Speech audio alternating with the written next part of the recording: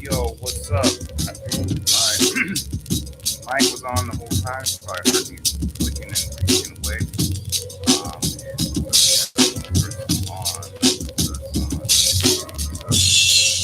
Must be a super fan in the house.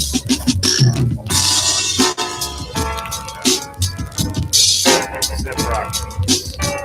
Right quick. This is a track called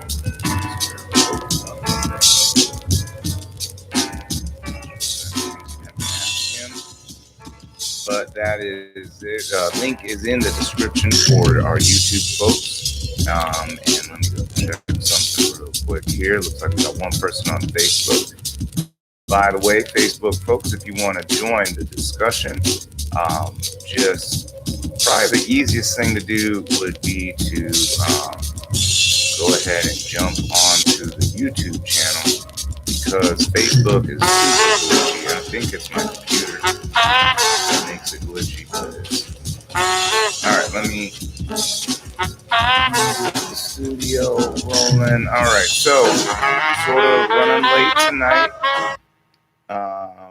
Crazy stuff. I was trying to set it up on the new comp, but things didn't go exactly as planned, but that's all right. So here we are back in the shop studios for another live episode of The Boyd. So looks like I said, we got, super fan Chris, what is up, sir? Spread the word, get people involved. We are talking tonight about something that I've alluded to before, as far as sort of our condition in a way. Hold on one second here. Running into tech difficulties, but what do we talk? We talked about this before, Hofstadter's rule or Hofstadter's law, right? It's like Murphy's law, but go as you plan. It will always take longer than you expect, even when you take into account Hofstadter's law. So self-referential or self-referencing little law there. Anyway, I was trying to move things over to the new comp and try out this new broadcasting software or streaming software or whatever. Did not turn out as I had hoped, so going to be back to the drawing board on that. Still using the old system, so hopefully it'll work. I think it'll work for now. But the title of today's show is "We Are Jade Fox," and I sort of alluded to this in a previous show, and I talk about it a lot as far as the character in Crouching Tiger, Hidden Dragon. So that's a show or a movie, award-winning movie. I'm pretty sure from 2000. It is in Chinese. Chow Yun Fat, I think is his name, is the main. I mean, he plays Li Mu Bai. He's sort of this fighter kind of thing, sort of like I mean, I guess he would sort of be like a equivalent of a knight in this sort of feudal Chinese era. And let me find something. I want to share something with some of you guys might not be as familiar with this sort of specific scene in that movie. So it's a great movie, sort of long movie. It is in Chinese, so if you're familiar with it, is that there is there's a lot going on in the movie, but I'm just going to sort of skim over into the important part that I'm referring to. So the movie sort of is about freedom and breaking away from like norms, and they're talking about it's a different time, so there's like cultural patriarchy is still in place, other things like that. Traditional stuff in Chinese life was sort of restrictive. So one of the stories involves a empress style or something. I don't remember the name. Some special martial arts technique. And so this sort of I guess this what would you call her? She's like not a caretaker, like a nanny, I guess. Jade Fox is this nanny that raises the empress, and is also not only is her nanny in general, but also is teaching her sort of these forbidden martial arts skills, right? And it's sort of a women empowerment kind of thing. She's tired of women being trampled by the men, blah blah, right? So there's a big movement there. Not trying to downplay the movement, but it's not as important as, I mean, there's a lot going on, like I said, in this movie. But in this teaching, right, that Jade Fox is doing as the master between her and the empress, she's teaching the empress, and in doing so, she has a secret manuscript, and within the secret manuscript, and sorry if I've explained this before, within the secret manuscript, there are a lot of diagrams and pictures that show how to do special moves. Along with those diagrams are also, a text that go along with it. Well, of course, with the within the patriarchy of that ancient Chinese society, in fact, some were forbidden unless you were royalty, right? So having access to the capacity. Well, let me back up. So the whole point of this, what ends up happening, and I'm going to share a scene with you, and sort of spoiler alert. This is basically this is one of the pivotal scenes of the movie. But let me hold on a second here. Let me select some things here. Someday after we get some Patreon support, hint, and some other stuff, if we get our audience growing and stuff like that, we're going to have a live production thing and all sorts of cool stuff. So It will happen someday. Oh man, this computer's gonna go shit on this. Oh no, if it hasn't already. Okay, so if you are not able to hear me, or if you're having any audio issues, please let me know. All right, so here we go. Come on, I gotta move this mouse sort of slowly so I don't crash this computer. All right, here we go. Here we go. All right, so I'm gonna play this little piece of the movie that I'm stealing off of YouTube real quick here. All right, here we go. So I don't think the audio quality on this is very good, but here we go.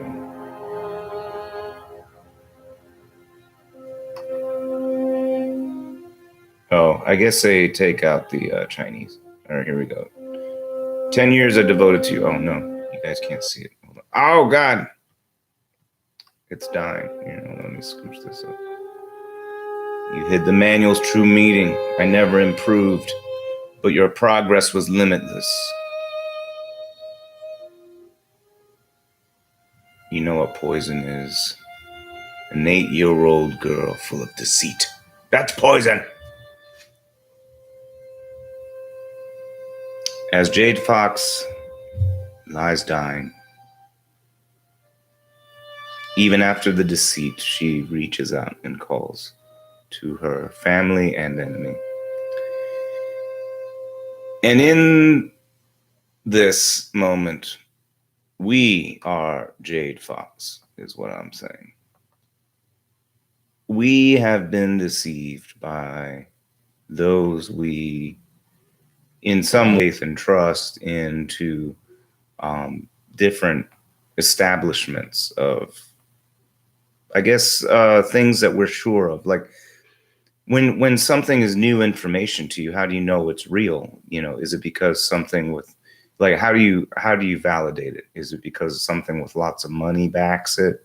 Is it because somebody call into question what it means to really understand anything? And we there's a lot of layers to the deceit of Jade Fox and what that interaction, I mean, whether or not it's really part of the film. I'm not trying to look at this as a film critic. I'm just seeing this as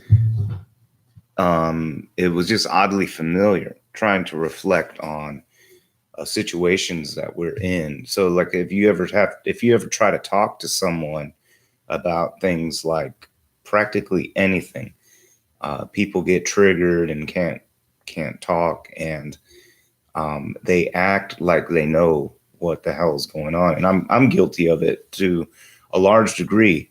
And part of me trying to cope with that is this show, right? So the show is I always talk about it as a fellowship of truth, and it can be a platform for you guys as much as just for me.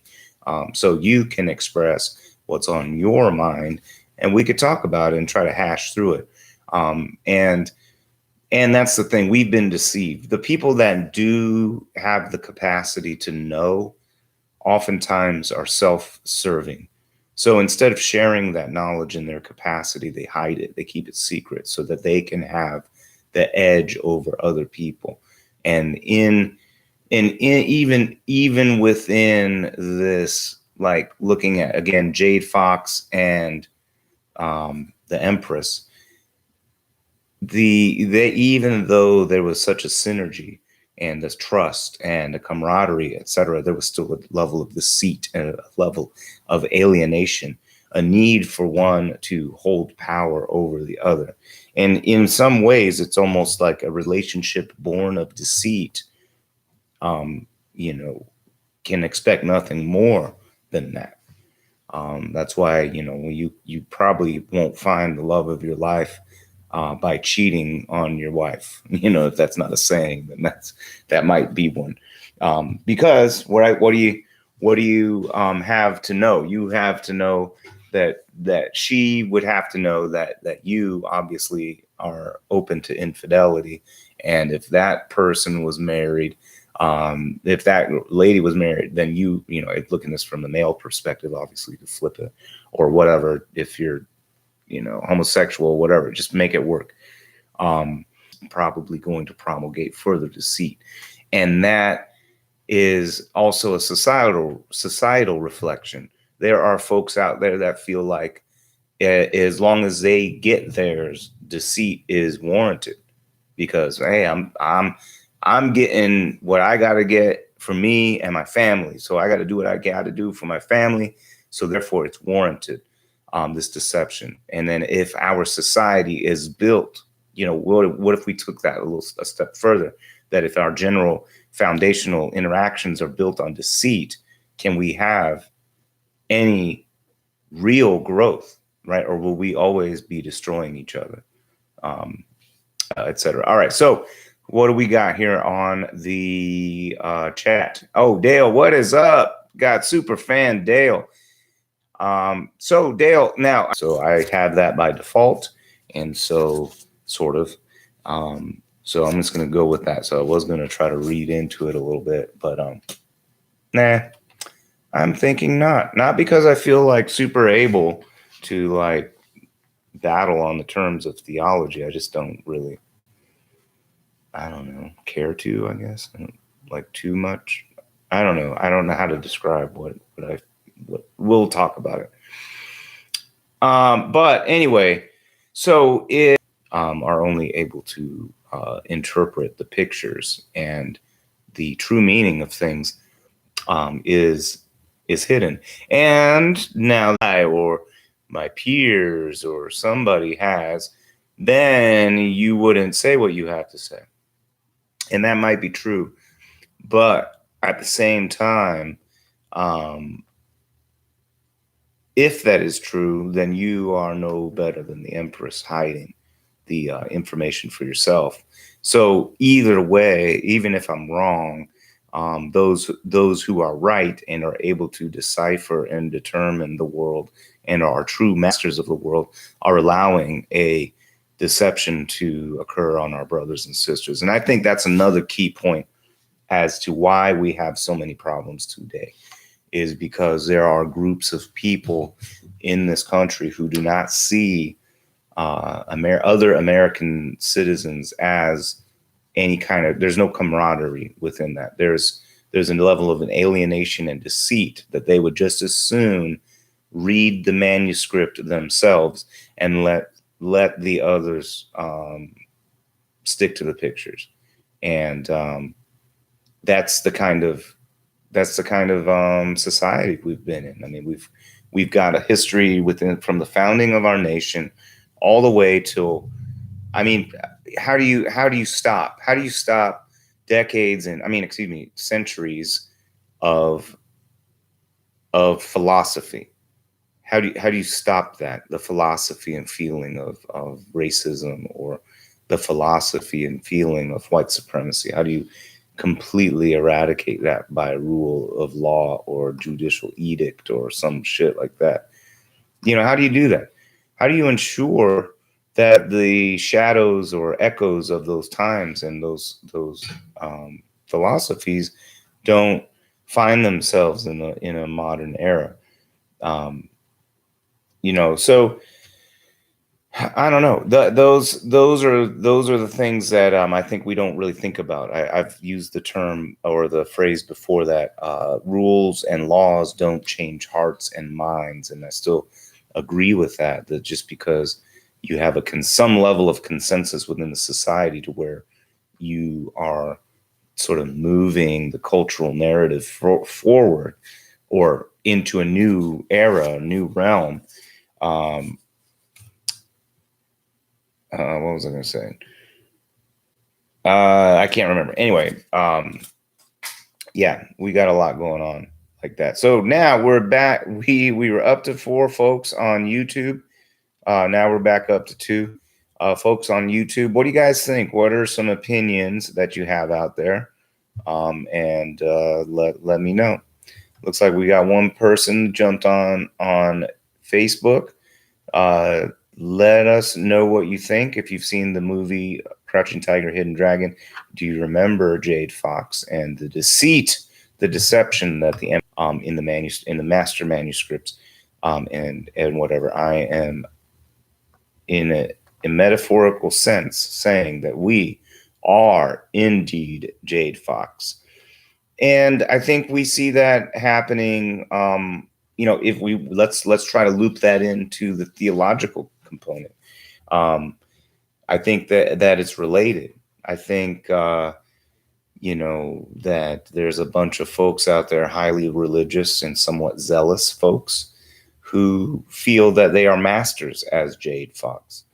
They have the manuscript in hand. They're able to thumb through it, but they're not truly able, I don't believe, at least in my sort of reflection or observation of them, find that they maybe are stuck looking at pictures, and they might find that insulting, but I think that they miss out on the true root of the power of which they seek, that's right in front of them, obscured by what's right in front of them. That's the craziest part. It's right in front of them, and it's obscured. And I think that there's a lot of that sort of Jade Fox syndrome that's going around. So for folks that aren't religious, when religious people give this definitive answer of, well, God this, or some kind of religious thing that, it's alienating for people that aren't of that religion. If these devout Christians, they're very focused on Christianity. If these devout Christians were told they had to go through the rituals of Poseidon to do something, they would poo-poo it and laugh it off and shrug it off. But as soon as you start talking about their belief in that same manner, then suddenly they become, these antagonistic folks. Sometimes, not all the time. So there's that dynamic, I think, that's out there, that I think that's something to recognize.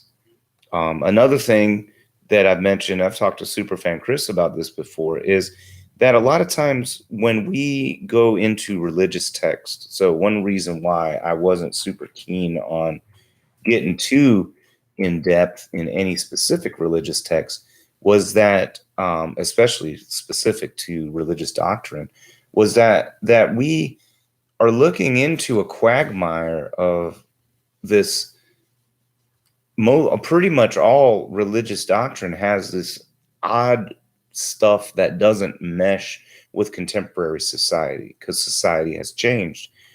We talked about this many months ago when I put forth this sort of notion that we are moving from the era of the lion into the era of the peacock, that that human relations are such that men and in general, everybody, non-aggression principle, that we can't just beat someone over the head and take their shit, or like a man can't just select a woman.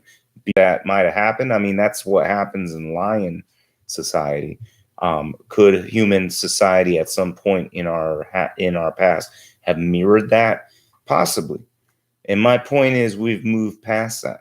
We've gone from this crazy extreme through various iterations to a point now where we are looking at humanity as we are all human and we are all equal, under this sort of more enlightened notion that we're not going to play by those old rules anymore, right? So as society changes and those doctrines become static, we have to now we have to already have a semblance of what it is that we seek, and then go trudge through the mud of theology to go find these little tidbits. Or conversely, we're trudging through this mud of theology, this swamp, and every once in a while we find these pretty flowers, and we want to show off these pretty flowers, like, oh, look how pretty this is. And it's like, whoa, hold on. Yes, you're right. There's some beauty that can come forth from the bog. But don't forget that the beauty is amongst the bog. The only reason that you can find the beauty in the bog is because you already know the beauty of which you see. You know how to recognize the beauty already, meaning that you didn't have to go to the bog to find the beauty. You are able to, the beauty is within you, not within the bog per se, right? It might be theological text, is simply going into a bog looking for flowers. Well, you already know what the beauty is that you seek. Getting dirty into the mud to try to find the specific flower that serves no purpose, right? We can already deduce these things. We don't have to go and find the passage that proves that we should be nice to each other, that we should do some things that mistakes have taught us in life not to do, right? We don't need to find justification in the bog to tell us that, hey, even a flower can grow here. We're like, well, there's a field of flowers all around you. Why don't you see the beauty all around you? You don't need to go into that, right? So that's why I'm like, well, I don't know, maybe Dale, if he's still on there, maybe Jason, maybe Michael W. Can jump in and chime in and share some of that. Maybe the one person checking out what's up on Facebook can weigh in on this discussion of how we are Jade Fox, and in this case, how we are in the sense of theology, in the sense of religion. YouTube still super fans indeed, especially in these early days, low production, no marketing. But yeah, I mean, that's what I'm saying. I mean, you guys are definitely super fans. I'll tell you what. All right. So Superfan Chris has chimed in with a participatory comment. Let us see what he has to say. Mike W. Oh, he's performing tonight, so he won't be able to jump on. All right. Well, too bad. Michael W. is performing tonight. I mean, it's good that he's performing. Sorry. Let me take that back. It's good that he's performing. It's unfortunate that we're missing his input tonight because I know he wanted to talk about theology. But anyway, so there you go. We are Jade Fox in a world of confusion. I appreciate even more the old Genesis song, "The Land of Confusion," because it's very, very true and timely today as it was back then. If you're not familiar with that song, I would check it out if I were you. I would play it right now, but I would probably get zinged for copyright infringement, and I don't want to do that. So whatever. So Chris, Dale, what do you guys think about what we're talking? What are your thoughts, or what are some things that are on your mind? I know the election's a big deal. People have been sort of yammering on about that, which I haven't been following the Super Tuesday election results. I figure they're just going to sort of settle when they settle. I don't even know if I trust them, to be honest with you. I don't really know. Again, we are Jade Fox because we are only able to see the manuscript as is handed to us. So whether or not it's true, I don't know. Right. So whether or not these precincts counting and all these the different states and whatever, as it all hashes out, I don't know. How much does it cost to tell a desperate city worker to turn a blind eye to doing something, to some nefarious actions? How much does it cost? How much does it cost to kill a man? It probably costs less to buy the voting people. Now, some people have principles, but remember, we're living in a world where more and more we justify our actions through the necessity of making it within basically what amounts to capitalist realism, right? We justify our deceit over others because we have to seek for ourselves. Otherwise, we are doomed, right? So we developed the system and a society by which this type of behavior and this philosophy is Let's face it. You have to fight a lot of times against your own best interest to do something what we would call quote unquote right? By not deceiving somebody, right? By not hiding or omitting facts or things like that, that's the type of society we have to ask ourselves: is that the type of society we want to live in and you know, uh, perpetuate? Or, I mean, I don't know. We have to ask ourselves these questions. All right, Superfan Chris says the coronavirus causing confusion while the powers that be do things behind the scenes. I don't know if the coronavirus is necessarily a concoction to keep us distracted. I think it's probably something competence, authoritarianism on their part. Some of it has to do with bribery to the World Health Organization, specifically the guy from Ethiopia, who I think represents China or speaks for China, or excuse me, let me back it up, or works for the World Health Organization as far as, declaring pandemics and things like that. And he's been supposedly very deceptive in how he is portraying China's issues with that virus. So anyway, there's just all sorts of crap going on. Those that would deceive us, are definitely using it to deceive us as much as they can, right? Superfan Chris, also, like you and I talked about yesterday, this is set up for Bernie to lose, and it'll be Hillary 2016 all over again. Biden is sweeping every delegate right now. I know Superfan Chris stays connected to these events, so he's probably watching Super Tuesday results right now. And I think they really are setting it up for 2016 again. I mean, I don't know.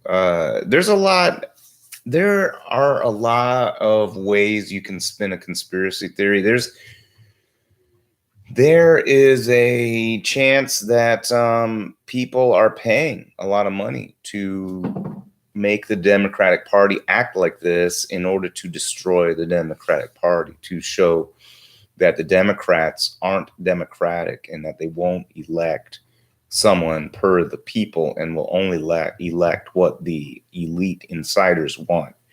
There's a reason why everyone is against Bernie. And it's not because it's going to affect the normal American person in a negative way. There are people with a lot of money that may be affected by Bernie, and also by the fact that once Bernie gets bully pulpit of the presidency, the political climate in general will shift. I have a feeling that the establishment oligarchs, basically the rich people that are running things, they know that the time is fizzling out. But just like, this is the part of capitalism that capitalists always forget about when they talk about the market will work itself out.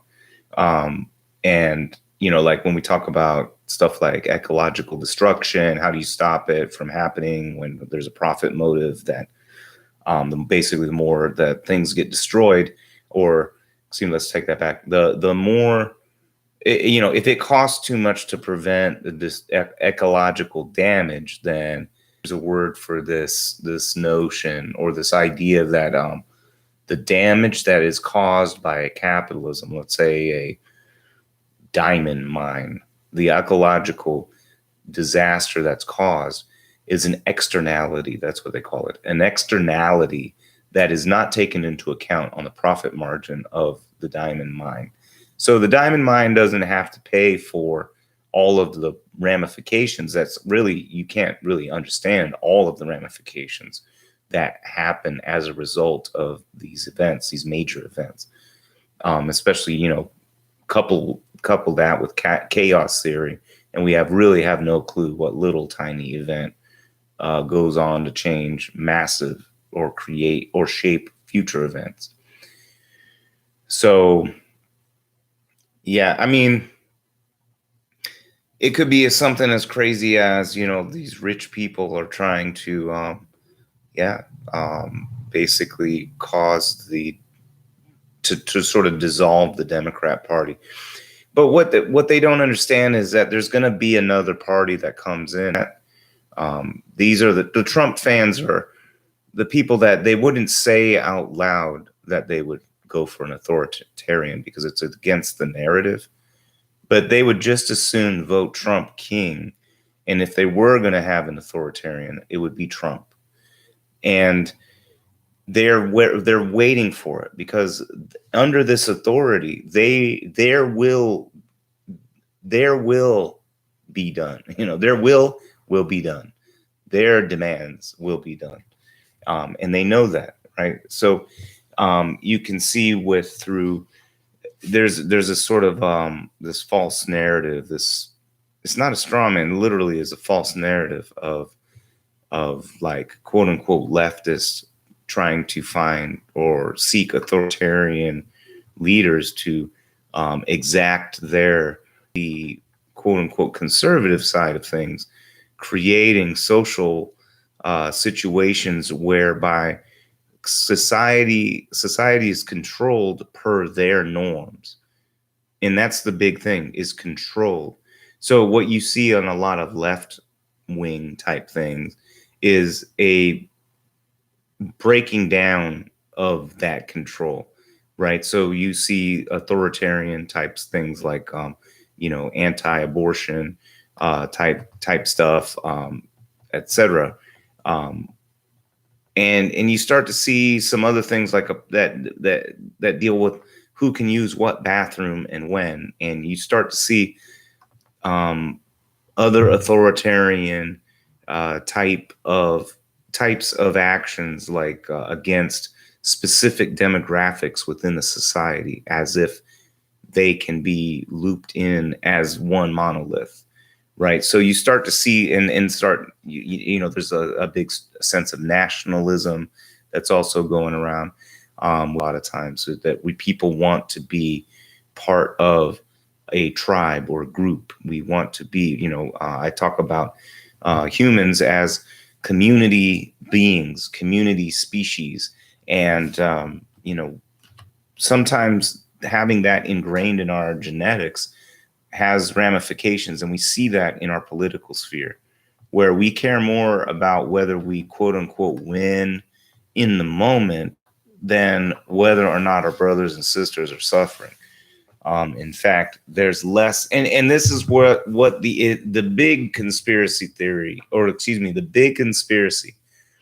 It's worse than coronavirus. It's worse than any of these things that we could possibly say that this is made to do that, or this one singular event is this or that. The major destruction is our concern for that. One of it might, I don't know, maybe someone might know the answer to this question better than me, but what better way to destroy a nation but to basically make the nation not believe it's a real nation anymore, right? To have a group of Americans view other Americans as basically throwaway Americans. And that's what the Conservative Party basically has done. They've created a group of people, everybody that's not conservative, basically.